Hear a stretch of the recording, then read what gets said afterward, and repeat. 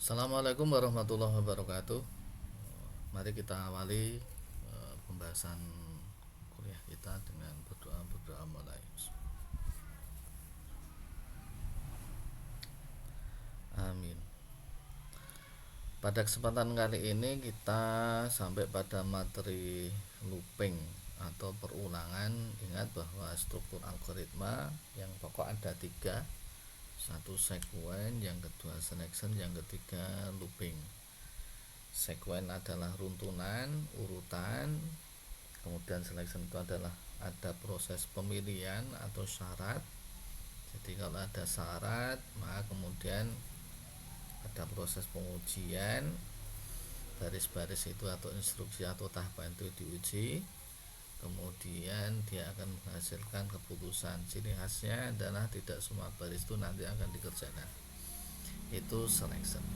Yang ketiga ini looping atau perulangan, ya, looping.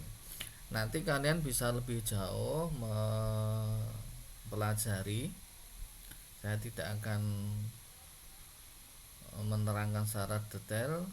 Saya hari ini akan fokus saja ke praktek tentang penggunaan looping ini dalam pembuatan program, ya.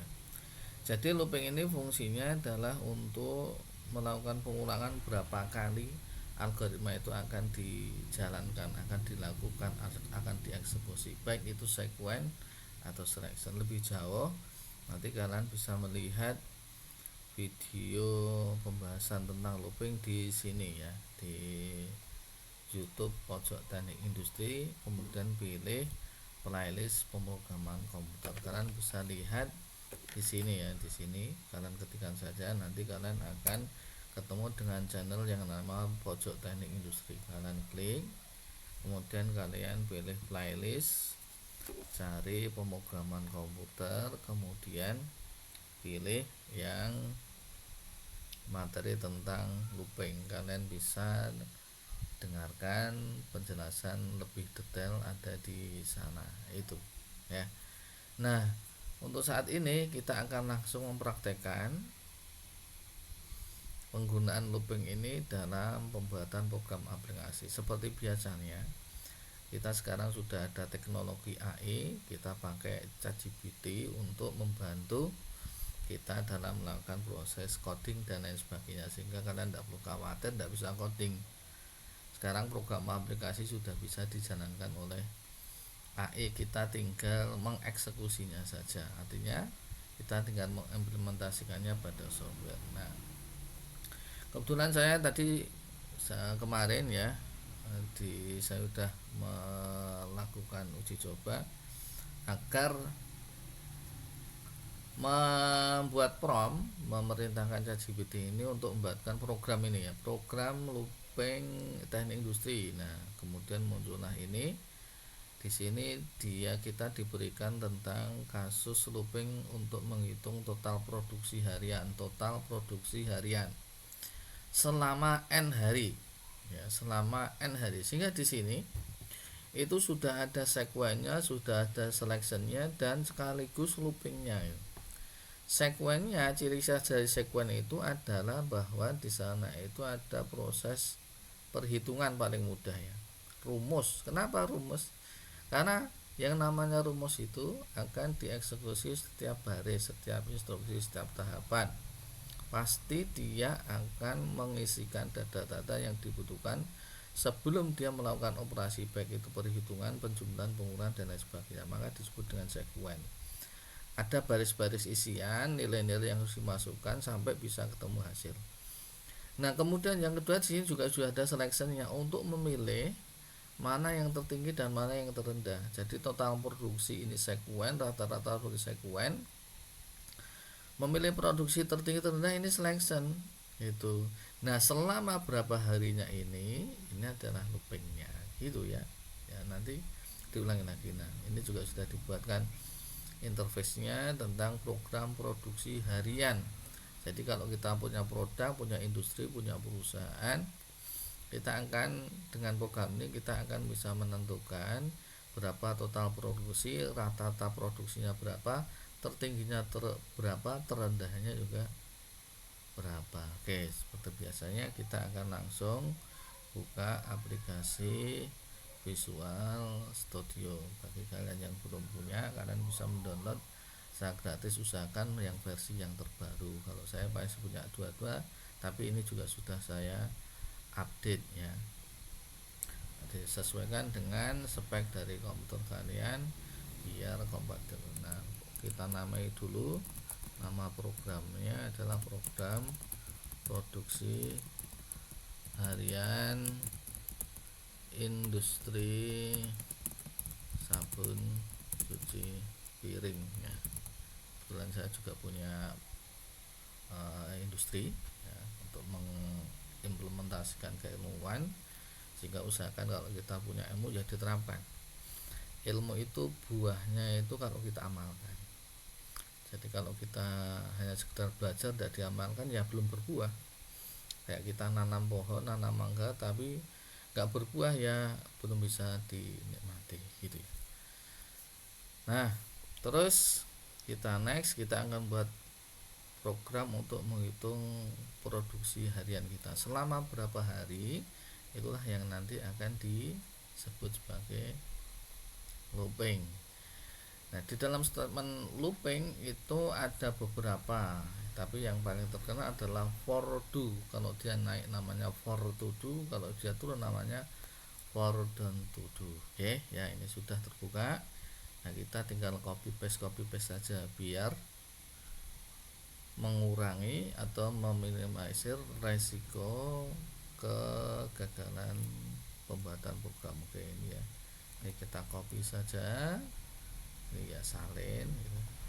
Kemudian kita pastekan di sini untuk menamai judul bagian atas ya, program produksi harian yang bisa kita tambahkan sesuai dengan nama industri yang kalian akan buat programnya. Kalau dalam proyek kalian kemarin apa, nah kita tinggal menambahkan itu industri, produksi industri sabun cuci piring itu sama.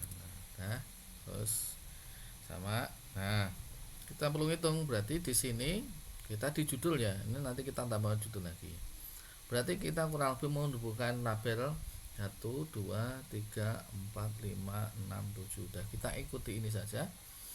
Nanti kita juga kalau kalian sudah bisa mahir, kalian bisa melakukan inovasi tersendiri. Oke, ya. Ini kita pakai labelnya ada di sini. Kita tarik ke sini ya. Kemudian kita namakan tadi ya, produksi harian ya, sini ya. Nah, harian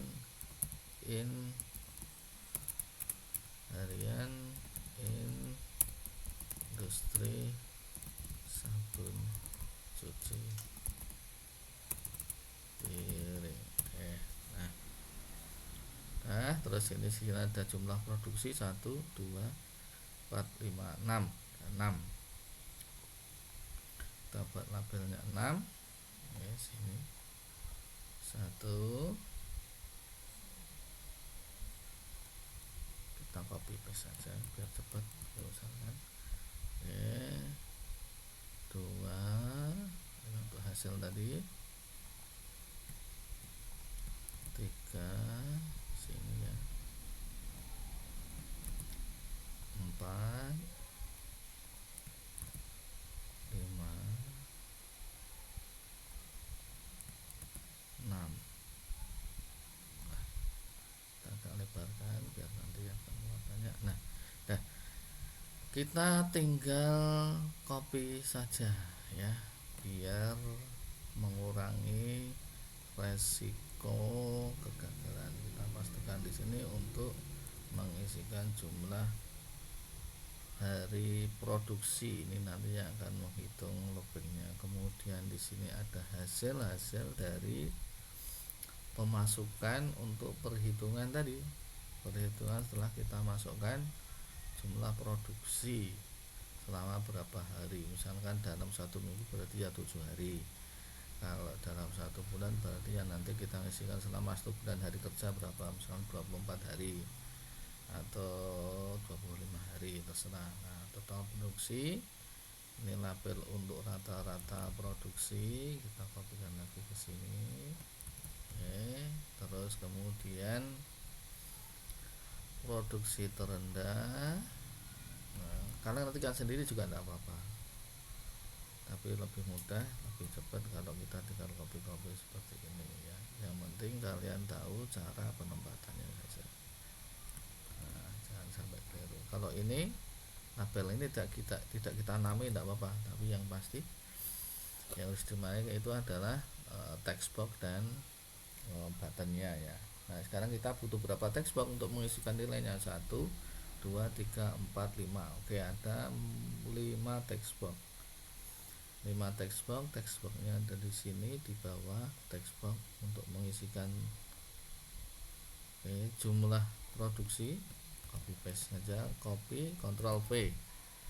Total produksi untuk menampilkan total produksi, untuk menampilkan rata-rata produksi, untuk menampilkan produksi tertinggi, dan untuk menampilkan produksi terendah.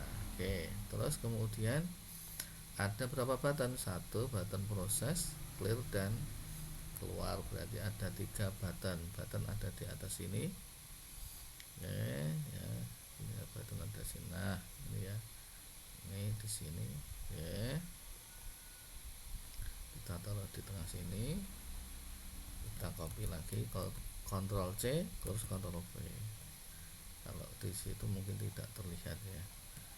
Nah tidak terlihat gerakannya, tapi kita ketikkan di keyboard Ctrl C dan Ctrl V, kita rapikan. Nah sekarang kita namai ya. Di sini tadi proses ya. Proses, keluar, dan clear. Ini isikan di bagian teks. Ini saya besar ya, huruf kapital biar kelihatan aja, tapi kecil juga tidak apa. Keluar intinya untuk menu keluar program, dan ini reset atau clear untuk membersihkan isian ya. Setelah intermukane jadi, kita jangan lupa dinamai karena nanti di Visual Studio dia akan membaca setiap yang nanti akan dieksekusi, sehingga namanya jangan sampai keliru. Namanya juga sudah ada, kita tinggal copy paste saja sini lihat. 1 untuk mengisikan hari, di sini text boxnya dinamai txt hari. Mana txt hari? Ini ya, jumlah hari. Nah kita namakan di mana? Di bawah sini nih ya, sini kita namakan. Nah oke. Kemudian yang kedua txt ini, txt total, untuk mengisikan jumlah total produksinya. Oke, kita isikan di sini ya. Terus yang ketiga txt rata-rata, txt rata-rata kita copy, kita pastikan di sini. Terus txt produksi untuk tertingginya, txt tertinggi kita copykan di sini. Kemudian txt terendahnya, txt terendah sini ya, ini nih. Nah txt terendah. Nah teks boxnya sudah. Jangan lupa buttonnya juga dinamai seperti yang sudah dituliskan oleh ChatGPT atau AI. Ini kita namakan button proses, BTN itu button proses. Ini button clear bawah sini. Nah button clear dan button keluar. Oke, sudah. Nah oke ya, sudah ya. Nah kita tinggal kemudian mengisikan instruksinya, code-nya, bahasa programnya. Perlu diingat bahwa program itu adalah penulisan algoritma. Jadi algoritma ditulis ada 3 cara penulisannya, dengan betul ya, bahasa alamiah, flowchart, dan pseudocode. Nah ini kita lihat pseudocode-nya. Nah ini kita lihat pseudocode-nya. Pseudocode-nya di sini. Tujuan adalah program menghitung. Ini adalah algoritma ya. Ini pseudocode, ini algoritma. Ini pseudocode-nya adalah algoritma yang nanti akan dituliskan dalam bahasa pemrograman basic. ya, diimplementasikan di Visual Studio. Oke, ini judulnya, ini deklarasi atau variabel yang digunakan, dan ini isi dari deskripsinya di sini. Nah, loopingnya ada di mana? Di sini loopingnya ini sini. Ini looping for, ya, for, ya, for ini. Nah, kalau kita cocokkan dari sini, oke, kita lihat ya, cocokkan di sini ya. Nah ini for do. Nah, statementnya yang digunakan adalah for do. Ya, for do. Yang digunakan adalah for do. Oke. For do itu sebenarnya ada naik for to do, dan ada yang turun for down to do. Contoh naik itu misalkan mencetak, ngeprint itu kan tidak ada minus, ngeprint tidak ada. Cetak ya, berapa cetak? 10 kali, berarti 1 2 3 sampai dengan 10 ya. Kalau turun itu misalkan lari atau peluncuran roket 10 9 8 dan 1 sampai dengan 1 go gitu. Nah, kalau naik ya nggak selesai nanti nggak luncur roketnya. Nah, ini contohnya ya, ingat. Nah, ini adalah pseudocode. Nah, sama dengan ini juga pseudocode ya, penulisan ini lihat. Oke, nah tadi ini ya, for i to n. Nah, lihat ya. Oke. Untuk e sampai dengan n, nah ini n ini diisikan berapa tadi, berapa kali ya, ulangi sampai dengan apa, nyetak i, ini tadi apa, nah ini 1 sampai berapa, berarti dia nyetak angka 1 sampai dengan n, for to do. Nah, sekarang implementasinya di sini di total produksi for ini ya, for to, nah berapa hari, dan seterusnya. Dah, wes gini ya, nanti kalian bisa cermati sendiri. Sekarang pseudocode for do tadi kita sudah ditulis dalam bahasa pemrograman. Algoritma ditulis dalam bahasa pemrograman, jadilah dia program. Kita copy, kita pastekan di sini. Oke, kita kosongkan, kita hapus, kita pastekan sini. Nah, sekarang kita run, bismillah ya.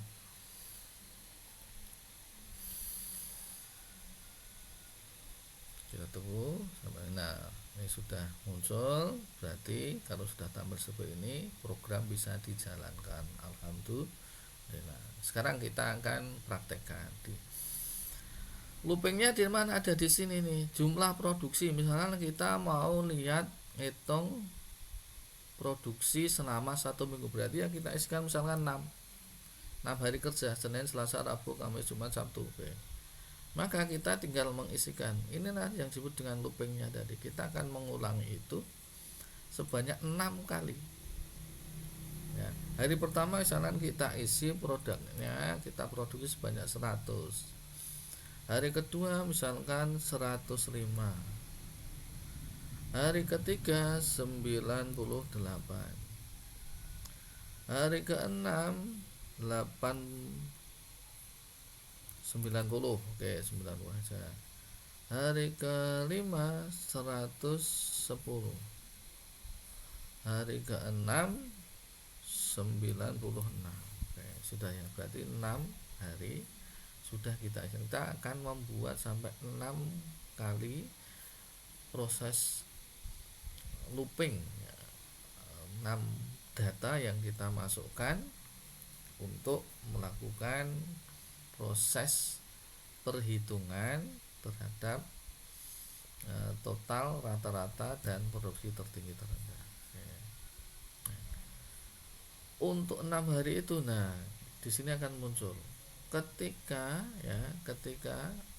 6 hari produksi kita isikan, maka programnya kemudian menghitung total produksi selama 6 hari itu adalah 599 dengan rata-rata produksi per harinya 99, produksi tertingginya ada 110 dan terendahnya adalah 90 gitu ya. Oke, kita ulangi lagi misalkan nih. Oke, misalkan 3 hari aja, 3 hari ya. Hari pertama ini 100, hari keduanya 90, hari ketiganya 110. Nah, total produksi selama 3 hari itu adalah 300, rata-rata produksi perharinya adalah 100, produksi tertingginya 110 dan terendahnya adalah 90. Ini sekuen ya. Untuk menghitung total produksi ini sekuen. Kan total produksi itu adalah penjumlahan dari seluruh isian tadi. Rata-ratanya adalah rata-rata, setelah dijumlahkan dibagi kemudian 3 atau 6 hari sesuai dengan yang kita masukkan. Tertingginya berapa? Dia akan pilih selectionnya yang menyeleksi. Nih coba. Kemudian terus ini, coba kita lihat sini ya, di proses codingnya ya. Di proses di codingnya ini lihat, nah ini ya, for ini looping, if ini adalah selection ya. Nah tadi proses menghitung totalnya ini sekuen, gitu ya. Saya kira itu yang saya sampaikan. Sekali lagi dipraktekkan di rumah, dipraktekkan biar ilmu ini nancep sampai jadi kalian bisa mengamalkannya. Dengan ini kalian akan bisa membuat berbagai program-program di teknik industri agar bisa dijalankan secara cepat, secara mudah, efektif dan efisien tanpa harus menuliskan lagi secara manual. Akan lebih mudah, akurat karena dikerjakan oleh komputer. Ingat, sekarang kalian sudah bisa buat program ya. Semua yang sudah kalian rumus-rumuskan, sudah kalian pelajari, kalian bisa dibantu oleh AI untuk membuatkan coding-codingnya. Sementara kalian sudah tahu konsepnya, sudah tahu algoritmanya, sudah tahu sistemnya, untuk menjalankannya kalian bisa menggunakan AI untuk proses codingnya. Itu yang saya sampaikan, semoga bermanfaat. Saya akhiri. Assalamualaikum warahmatullahi wabarakatuh.